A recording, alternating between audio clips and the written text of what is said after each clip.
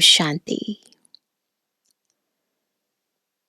व्यर्थ और व्यक्त से उपराम अव्यक्त बनने का हम सभी पुरुषार्थ कर रहे हैं।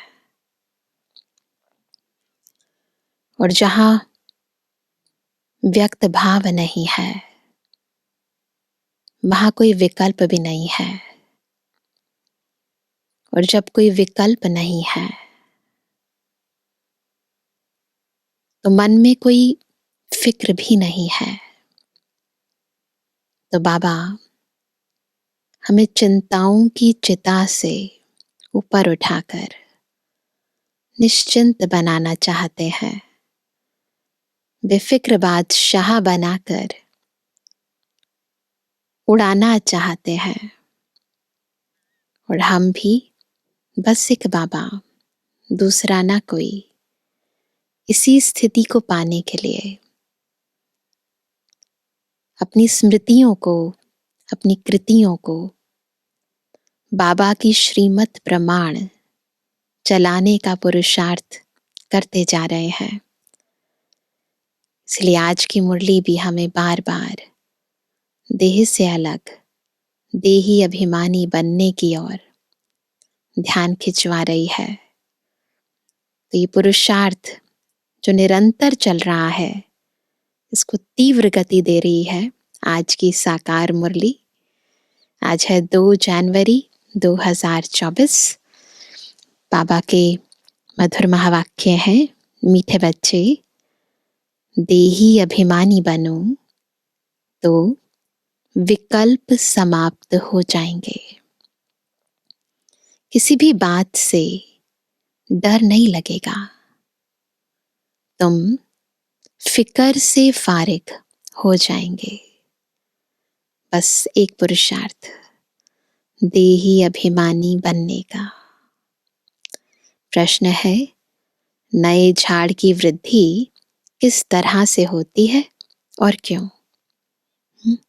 एक है दुनिया वाला झाड़ और ये है मनुष्य सृष्टि का झाड़।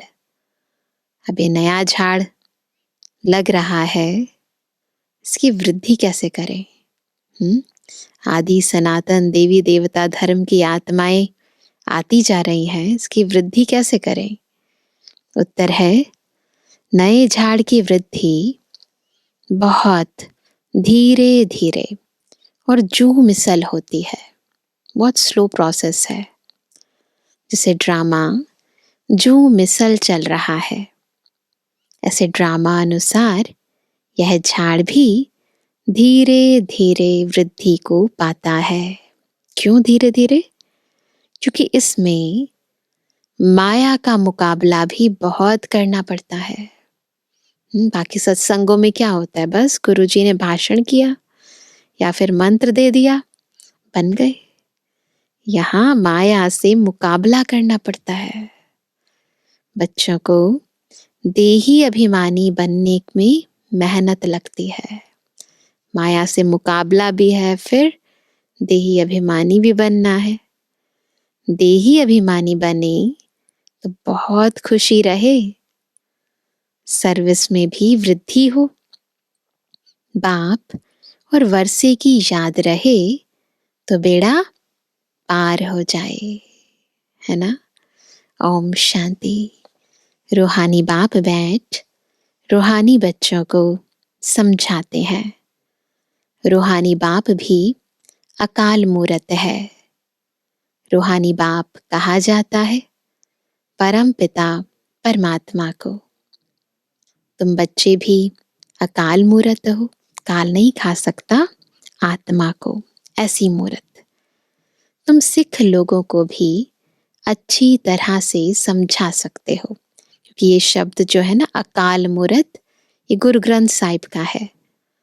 यूं तो कोई भी धर्म वालों को समझा सकते हो। यह भी बाप ने बताया है कि यह झाड़ धीरे धीरे बढ़ता है। जैसे ड्रामा जू मिसल चलता है, वैसे झाड़ भी जू मिसल बढ़ता है। पूरा कल्प लगता है बढ़ने में। अभी तुम्हारा यह नया झाड़ है, तुम बच्चों की भी कल्प की आयु हो जाती है। 5000 वर्ष से तुम चक्र लगाते हो। जो मिसल यह चक्र चलता है, पहले पहले तो आत्मा को समझना है। यही डिफिकल्ट बात है। बाप जानते हैं, ड्रामा अनुसार आहिस्ते आहिस्ते झाड़ बढ़ता है, क्योंकि माया का मुकाबला होता है। स्लो प्रोसेस क्यों होती है? क्योंकि माया का मुकाबला होता है। इस समय उसका राज्य है, फिर तो रावण ही नहीं रहता। तुम बच्चों को पहले देही अभिमानी बनना है। देही अभिमानी बच्चे सर्विस बहुत अच्छी करेंगे और बहुत खुशी में भी रहेंगे, है ना? सेवा करेंगे, खुशी में रहेंगे। ये निशानियां हैं। बुद्धि में फालतू विकल्प नहीं आएंगे। गोया तुम माया पर जीत पाते हो तो फिर तुमको कोई हिला ना सके। अंगद का भी दृष्टांत है ना? माया पर जीत पाते हैं तो फिर कोई हिला नहीं सकता, है ना? अंगद के पैर को कोई हिला नहीं सका। इसलिए तुम्हारा महावीर नाम रखा हुआ है। अभी तो एक भी महावीर नहीं। महावीर पिछाड़ी में बनेंगे, सो भी नंबरवार। जो अच्छी सर्विस करते हैं उनको महावीर की लाइन में रखेंगे। अभी कौन है? वीर हैं। महावीर पिछाड़ी में होंगे। जरा भी कोई संशय नहीं आना चाहिए। कोई तो बहुत अहंकार में आ जाते हैं। एक है संशय, दूसरा है अहंकार। ये सब आत्मा को हिलाते हैं। कोई की भी परवाह नहीं करते। अहंकार होता है ना, तो किसी की परवाह नहीं करते। इसमें तो बड़ी निर्माणता से कोई को समझाना होता है। सेवा के लिए निर्माणता बहुत सारी चाहिए। अमृतसर में सिखों की तुम सर्विस कर सकते हो। संदेश तो सबको एक ही देना है।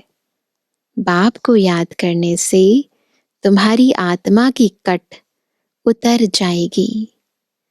वो लोग कहते हैं जप साहिब को, जप साहिब पढ़ते हैं ना, साहिब की महिमा भी है। एक ओंकार सतनाम अकाल मूरत। बाबा आज समझा रहे हैं कैसे सिख धर्म वाली आत्माओं को समझाना है। अब अकाल मूरत कौन? कहते हैं सतगुरु अकाल, है ना? कौन है अकाल मूरत? सतगुरु, है ना? अकाल मूरत तो आत्मा है ना, उनको कभी काल खा ना सके। आत्मा को तो पाठ मिला हुआ है, सो तो पाठ बजाना ही है। उनको काल खाएगा कैसे? आत्मा तो अविनाशी है, अजर है, अमर है, तो उनको काल कैसे खाएगा? शरीर को खा सकता है, आत्मा तो अकाल मूरत है। तुम सिखों के पास जाकर भाषण कर सकते हो, जैसे गीता वाले भी भाषण करते हैं। भी तो यही कहते हैं ना कि हम कौन है? आत्मा है। तुम बच्चे जानते हो भक्ति मार्ग की तो अथाह सामग्री है, ज्ञान जरा भी नहीं। ज्ञान का सागर है ही एक बाप। मनुष्य को ज्ञानवान नहीं कहा जाएगा। देवताएं भी तो मनुष्य है ना, परंतु दैवी गुण है, इसलिए देवता कहा जाता है। उन्हों को भी बाप से ही वर्षा मिला था। तुम भी इस राजयोग से विश्व के मालिक बन रहे हो। सतगुरु अकाल कहते हैं ना, सत्य तो वह एक ही बाप है, वही पतित पावन है। कहते हैं ना, God is truth, truth is God, है ना। तो सत्य तो एक ही बाप है। दो बाप का भी परिचय देना है। समझाने की युक्तियां बाबा बता रहे हैं। तुमको भाषण के लिए 2 मिनट मिले तो भी बहुत है। 2 मिनट में बता दो आत्मा परमात्मा। 1 मिनट 1 सेकंड मिले तो भी बहुत है। जिनको कल्प पहले तीर लगा होगा उनको ही लगेगा, कोई बड़ी बात नहीं। सिर्फ क्या करना है हमने ना, जिनको लगना होगा लग जाएगा। आपको क्या करना है? सिर्फ पैगाम देना है। बाबा ने समझाया है, समझो। गुरु नानक आता है तो वह कोई मैसेज नहीं देते कि तुमको वापस घर चलना है, उसके लिए पवित्र बनो। वह तो क्या करते हैं? पवित्र आत्माएं ऊपर से आती हैं। धर्म स्थापक की आत्माएं, फिर उनके पिछाड़ी में बाकी धर्म की आत्माएं आती जाती हैं। उनके धर्म की वृद्धि होती है, आते रहते हैं। वास्तव में सदगति दाता कोई मनुष्य हो नहीं सकता। सदगति दाता एक बाप है। मनुष्य तो मनुष्य ही है। फिर समझाया जाता है फलाने धर्म का है। बाप ने समझाया है तुम अपने को आत्मा समझो, पवित्र बनो।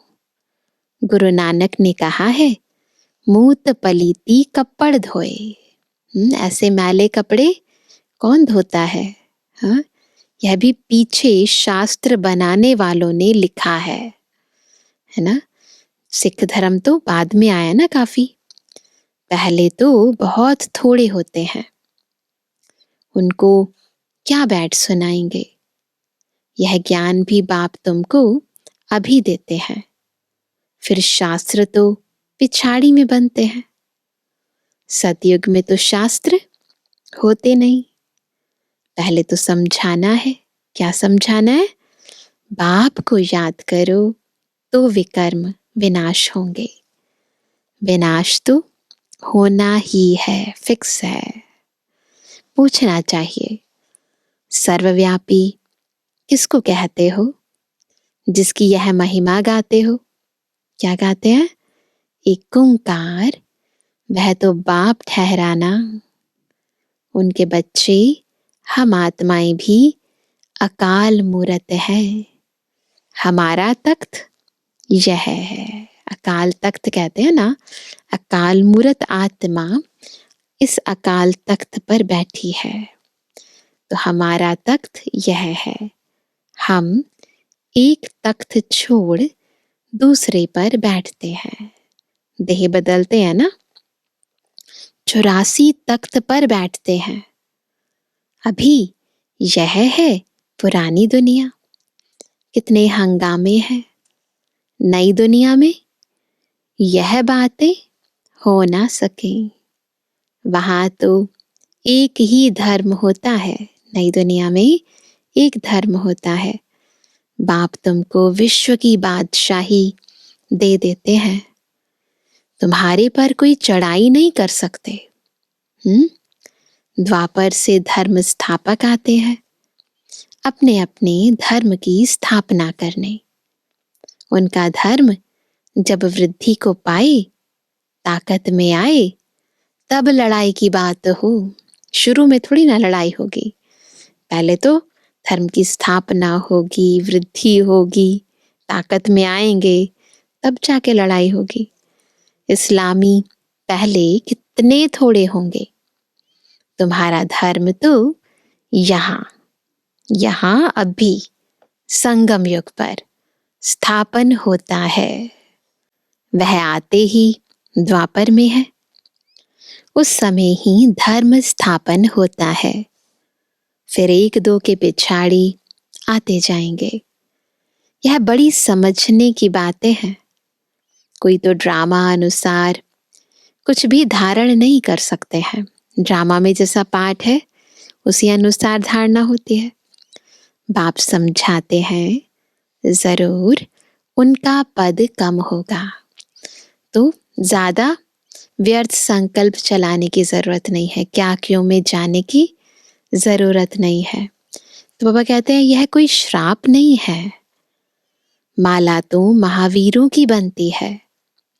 ड्रामा अनुसार सभी एक जैसा पुरुषार्थ तो कर नहीं सकते, राजधानी बनेगी ना, सारे राजा थोड़ा ना बनेंगे।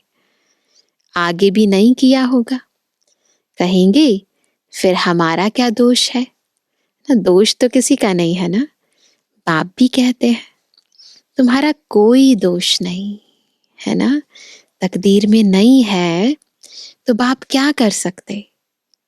समझ सकते हैं कौन कौन किस पद के लायक है। सिखों को भी समझाना है, क्या समझाएंगे कि साहिब को जपो तो सुख शांति मिले, है ना। जप साहिब को, है ना, उनको सुख तब मिलता है जब उनके धर्म की स्थापना होती है। अब तो सब नीचे आ चुके हैं, सारी आत्माएं ऊपर से नीचे आ गई हैं। तुम मानते हो सतगुरु अकाल, फिर गुरु किसको कहते हो, ऐसे पूछो उनसे। सदगति करने वाला गुरु एक है, भक्ति सिखलाने वाले तो ढेर गुरु चाहिए, ज्ञान सिखलाने वाला एक बाप है। तो तुम माताएं उनको समझाओ क्या कि यह कंगन तुम जो पहनते हो यह भी पवित्रता की निशानी है। सिख धर्म के लोग कड़ा पहनते हैं, तो वह कहते हैं कि उनको समझाओ कि ये भी पवित्रता की निशानी है, तुम्हारा वह मान लेंगे। माताएं सुनाएंगी ना, समझाएंगी तो मान लेंगे, क्योंकि तुम माताएं ही स्वर्ग का द्वार खोलने वाली हो। बड़े प्यार से माताएं समझाती है ना, निरहंकारी होकर, तो समझ जाते हैं। तुम माताओं को अभी ज्ञान का कलश मिला है, ज्ञान सबको बांटना है, तो ये जिम्मेवारी मिली है जिससे सबकी सदगति हो जाती है। तुम बच्चे अभी अपने को महावीर कहलाते हो। तुम कह सकते हो हम गृहस्थ व्यवहार में रह स्वर्ग की स्थापना कर रहे हैं, रात दिन का फर्क है ना। यह जटाएं भी पवित्रता की निशानी है ना। सिख धर्म के लोग लंबे बाल रखते हैं, केश रखते हैं, तो वो कहते हैं ये जटाएं भी पवित्रता की निशानी है। अकाल मूरत पतित पावन, बाप की महिमा पूरी करनी चाहिए। साधु सन्यासी परमात्मा नमः कहते हैं, फिर कहते हैं सर्वव्यापी है। अगर सब जगह है तो सबको नमः करे, खुद को भी नमः करे, यह है रॉन्ग। बाप की तुम खूब महिमा करो, बाप की महिमा से तुम तर जाते हो, है ना। जैसे कहानी है, राम राम कहने से पार हो जाएंगे, बाप भी कहते हैं बाप को याद करने से विषय सागर से पार हो जाएंगे।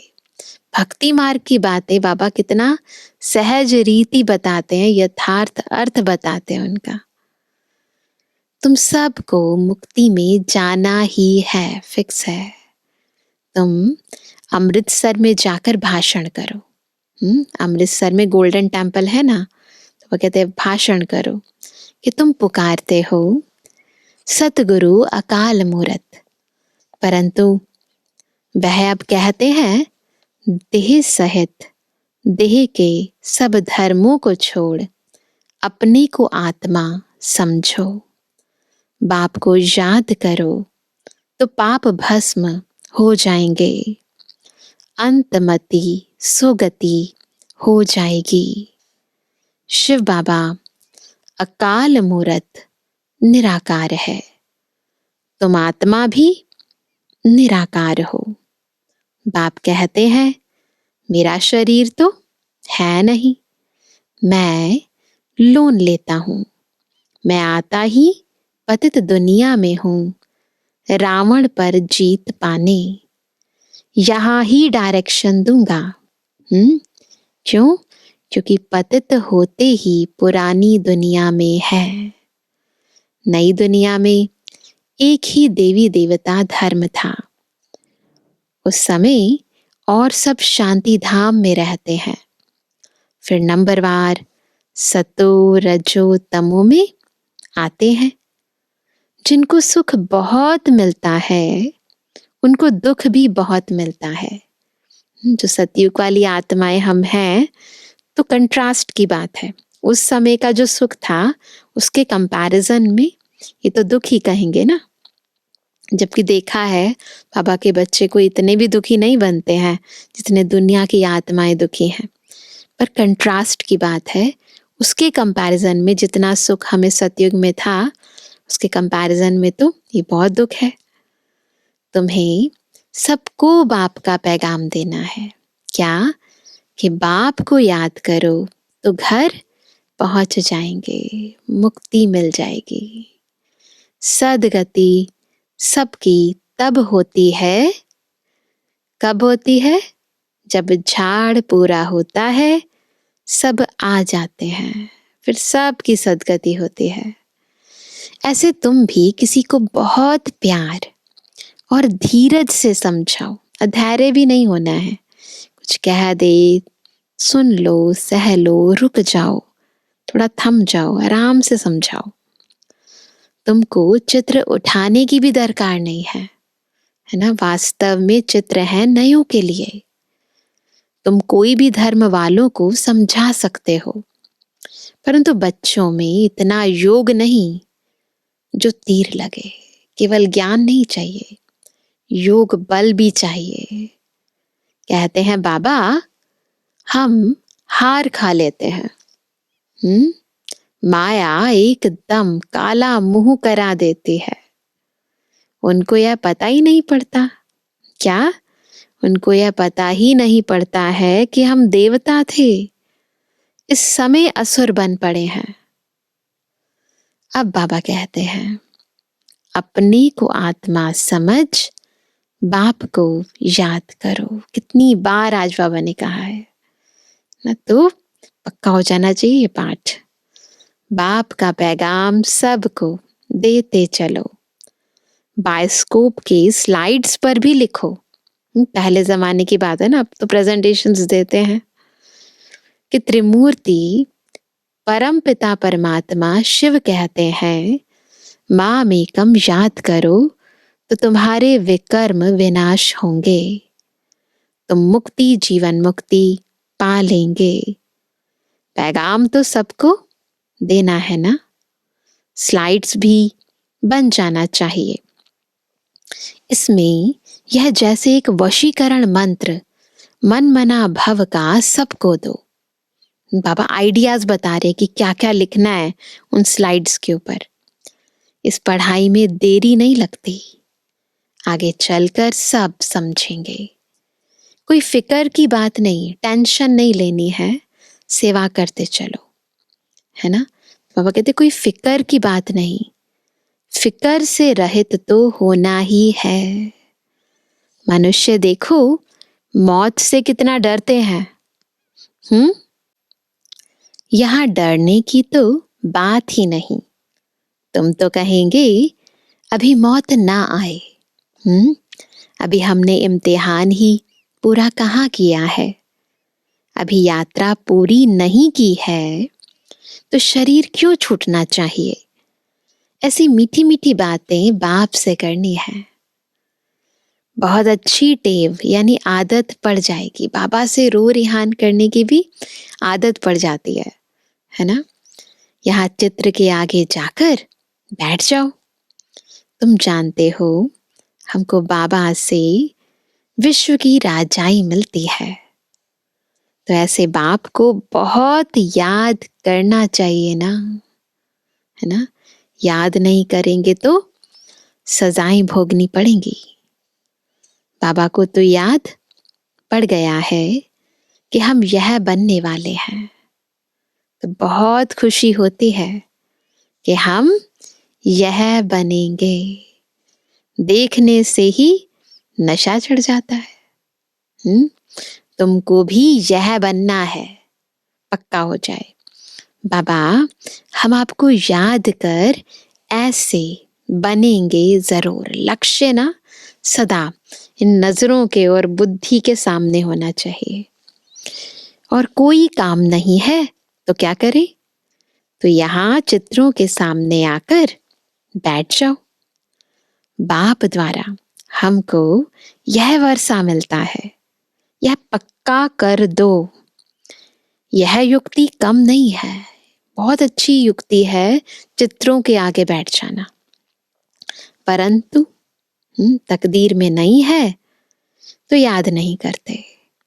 बाबा कहते हैं यहाँ आते हो, मत बनाते हो तो बहुत प्रैक्टिस करो। तो जो कुछ ग्रहचारी होगी वह उतर जाएगी। सीढ़ी के चित्र पर यह विचार करो, परंतु तकदीर में नहीं है तो श्रीमत पर चल नहीं सकते। बाबा तो पुरुषार्थ करने की विभिन्न विधियां सिखाते हैं, परंतु तकदीर में है तब तदबीर कर सकते हैं। बाबा रास्ता बताते हैं, माया क्या करती है? काट देती है।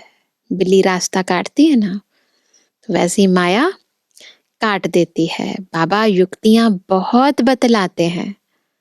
क्या बाप और वर्षे को याद करते रहो। कहते हैं अतीन्द्रिय सुख गोप गोपियों से पूछो, जिनको निश्चय है कि हम बाप से वर्षा जरूर लेंगे। जिनको ऐसा निश्चय है ना, उन्हीं को ही अतीन्द्रिय सुख आता है। बाबा स्वर्ग की स्थापना कर हमें उसका मालिक बनाते हैं। चित्र भी ऐसे बने हुए हैं। तुम सिद्ध कर बताते हो कि ब्रह्मा विष्णु का क्या संबंध है, और किसको भी पता नहीं। ब्रह्मा का चित्र देख मूंझ जाते हैं, क्योंकि भक्ति मार्ग में जो ब्रह्मा का चित्र है वो तो डिफरेंट है ना। स्थापना में टाइम जरूर लगता है, कर्मातीत अवस्था में भी टाइम लगता है। घड़ी घड़ी भूल जाते हैं ना, निरंतर याद नहीं रह पाती। यह आदत डालनी चाहिए। नौधा भक्ति वाले भी चित्र के आगे बैठ जाते हैं, हमको दीदार हो, नहीं तो वैसे ही बैठे रहेंगे। तुम तो यह बनते हो तो तुमको याद करना चाहिए। बैज भी तुम्हारे पास है। बाबा अपना भक्ति मार्ग का मिसाल बताते हैं, ब्रह्मा बाबा, कि नारायण की मूर्ति से मेरा बहुत प्यार था। वह सब था भक्ति मार्ग। अब बाप कहते क्या करना है? केवल देखना नहीं है, क्या करना है? माम एकम याद करो और कुछ भी नहीं करना है। बाबा कहते हैं हम तो ओबीडिएंट सर्वेंट हैं, है ना। हमें तुम माथा क्यों टेकते हो? शिव बाबा कुछ नहीं कराते स्थूल में, बस निरंतर बाबा को याद करो। अच्छा मीठे मीठे के जवानी बच्चों पे जुबानी बाप दादा का दिल जान से को प्रेम से नंबरवार पुरुषार्थ अनुसार याद कर। रूहानी बच्चों की रूहानी बाप दादा को गुड मॉर्निंग, नमस्ते नमस्ते नमस्ते बाबा। धारणा के लिए मुख्य सार, पहला, निर्माणता का गुण धारण करना है। जरा भी अहंकार में नहीं आना है। ऐसा महावीर बनना है जो माया हिला ना सके। दूसरा, सभी को मन मना भव का वशीकरण मंत्र सुनाना है। बहुत प्यार और धीरज से सबको ज्ञान की बातें सुनानी है। बाप का पैगाम सब धर्म वालों को देना है। वरदान है कर्म और संबंध दोनों में स्वार्थ भाव से मुक्त रहने वाले बाप समान कर्मातीत भव। बाप समान कर्मातीत कैसे बनेंगे? हाँ, जब कर्म और संबंध दोनों में स्वार्थ भाव से मुक्त रहेंगे। आप बच्चों की सेवा है सबको मुक्त बनाने की, तो औरों को मुक्त बनाते स्वयं को बंधन में बांध नहीं देना। जब हद के मेरे मेरे से मुक्त होंगे तब अव्यक्त स्थिति का अनुभव कर सकेंगे। जो बच्चे लौकिक और अलौकिक कर्म और संबंध दोनों में स्वार्थ भाव से मुक्त है, कोई इच्छा नहीं है ना, वही बाप समान कर्मातीत स्थिति का अनुभव कर सकते हैं। तो चेक करो कहाँ तक कर्मों के बंधन से न्यारे बने हैं, व्यर्थ स्वभाव संस्कार के वश होने से मुक्त बने हैं। चेक करो कभी कोई पिछला संस्कार स्वभाव वशीभूत तो नहीं बनाता है, तो ये सब चेकिंग करनी है। स्लोगन है समान और संपूर्ण बनना है, तो स्नेह के सागर में समा जाओ। स्नेह के सागर में समा जाओ। क्या बन जाएंगे? समान और संपूर्ण। तो आज विशेष पुरुषार्थ का क्या मुख्य पॉइंट है? अव्यक्ति साइलेंस द्वारा डबल लाइट फरिश्ता स्थिति का अनुभव करो। विशेष पुरुषार्थ की ये पॉइंट है। अभी तीव्र पुरुषार्थ का यही लक्ष्य रखो कि मैं डबल लाइट फरिश्ता हूँ। चलते फिरते फरिश्ता स्वरूप की अनुभूति को बढ़ाओ।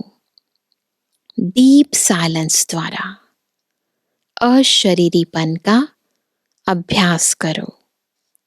सेकंड में कोई भी संकल्प को समाप्त करने में संस्कार स्वभाव में डबल लाइट रहो। ये विशेष पुरुषार्थ हम सभी को करना है। ठीक? अच्छा, ओम शांति।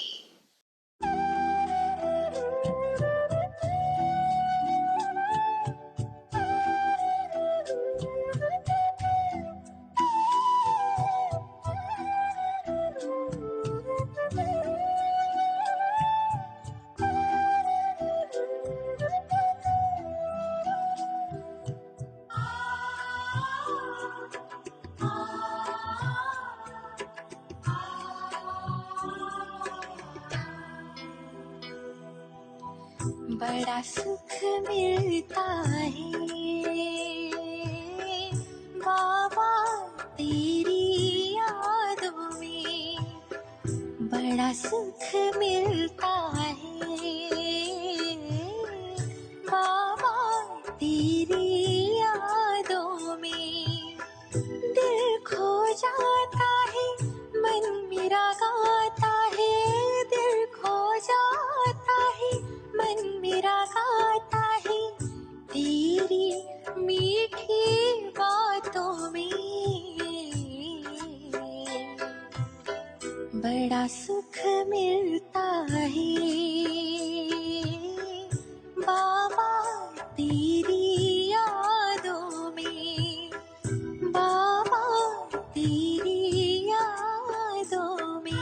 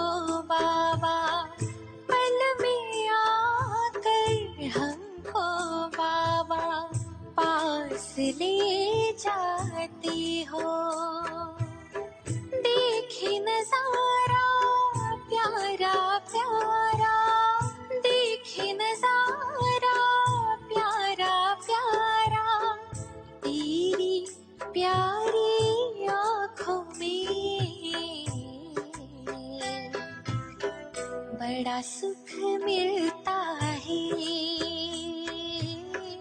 बाबा तेरी यादों में, बाबा तेरी यादों में।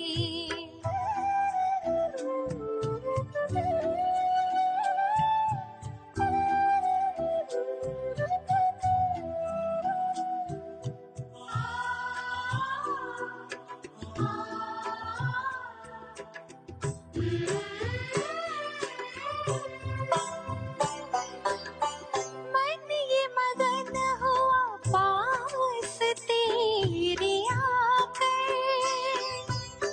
मन ये मगन हुआ पास तेरे आकर। बेफिक्र हम हो गए हैं, बेफिक्र हम हो गए हैं बाबा तुमको पाकर। रोशनी से भरी भरी दुआओं से सजी हुई, रोशनी से भरी भरी दुआओं से सजी हुई जीवन की इन राहों में बड़ा सुख मिलता है बाबा तेरी यादों में, बाबा तेरी यादों में।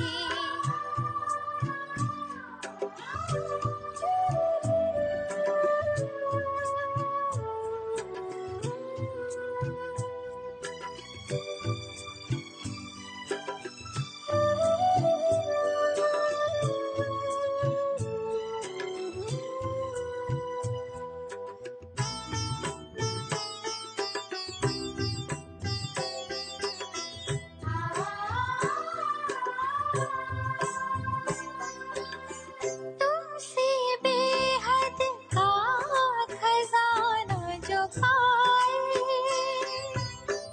तुमसे बेहद का खजाना जो पाए। खोया हुआ जागिर पाए, खोया हुआ जागिर पाए। तुमसे प्रीत लगाए, तेरी खुशबू से मेरी आरज़ू है, तेरी खुशबू से मेरी आरज़ू है महकती इन सांसों में। बड़ा सुख मिलता है बाबा तेरी यादों में, बड़ा सुख मिलता है